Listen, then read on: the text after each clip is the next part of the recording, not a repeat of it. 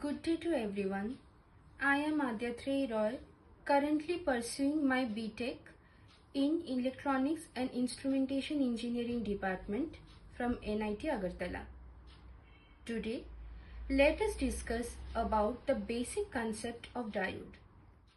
Our today's objective is to try to learn about the basic concept of PN junction diode, its key features, and a brief idea about the function of PN junction. So now let us understand what is a diode. It is a fundamental electronic component that allows current to flow in one direction while blocking it in the opposite direction.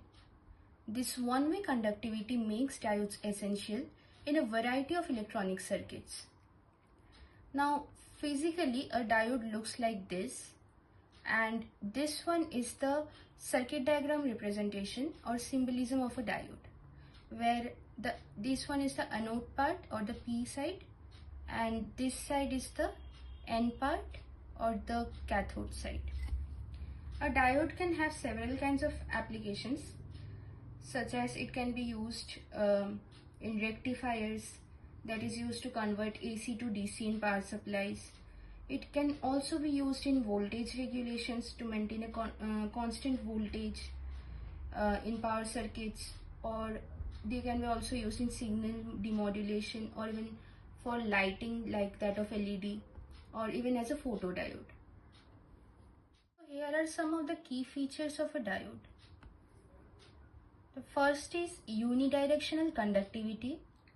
Diodes conduct electricity primarily in one direction, from anode to cathode. The next is forward and reverse bias. We will discuss about it briefly on our later slides. When the anode is positive relative to the cathode, then it is forward bias and the diode conducts. In reverse bias, when the cathode is positive relative to the anode, the diode blocks the current. And then the next feature is that of threshold voltage. This is the minimum voltage required for the diode to conduct in the forward direction. Its value is typically 0.7 volt for silicon diodes and 0.3 volt for germanium diodes. Now let us understand how a PN junction works. So in this diagram we can see a PN junction.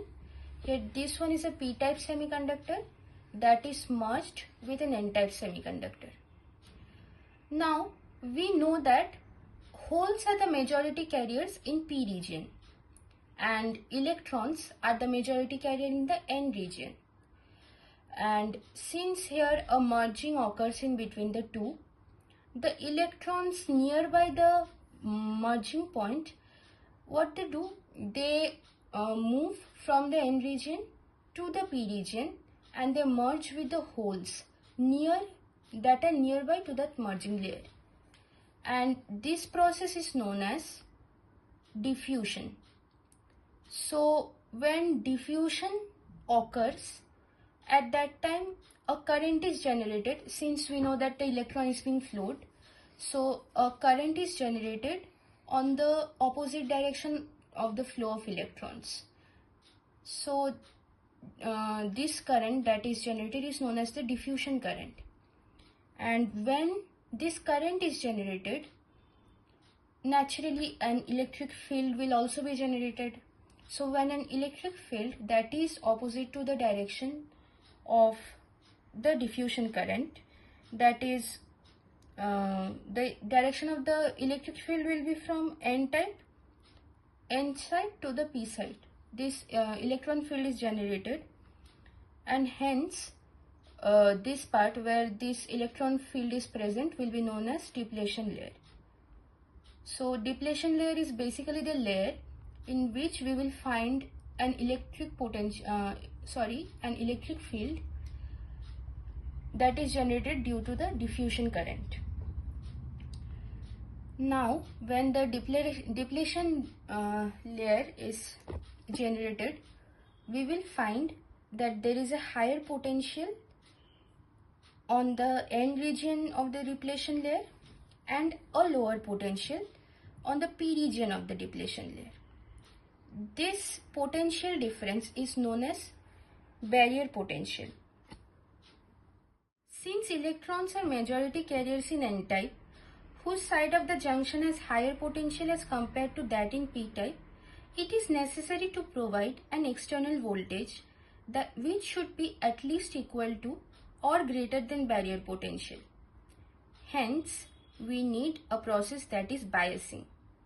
This process of application of external voltage so that we can get a constant flow of current through the diode is known as biasing. Biasing can be of two types, forward bias and reverse bias. In case of forward bias, the p-type will have higher potential relative to the n-type. So if you consider the potential in p-type be Vp and that in n-type be Vn, so we will say that Vp minus Vn should be greater than 0 to have a forward bias. And the vice versa condition is applicable for reverse bias. That is, the n side should have higher potential relative to that of p side. So that is all we have studied today. So let us summarize what we have studied. A diode is a fundamental electronic component that allows current to flow in one direction while blocking it in the opposite direction. Some of the key features of diode include unidirectional conductivity, forward and reverse bias, and threshold voltage. A simple diode is constructed by merging a p-type and an n-type semiconductor. Movement of electrons from n-type to merge with holes in p-type results in diffusion, which in turn results in formation of diffusion current in the junction. An electric field is generated on the opposite direction of diffusion current.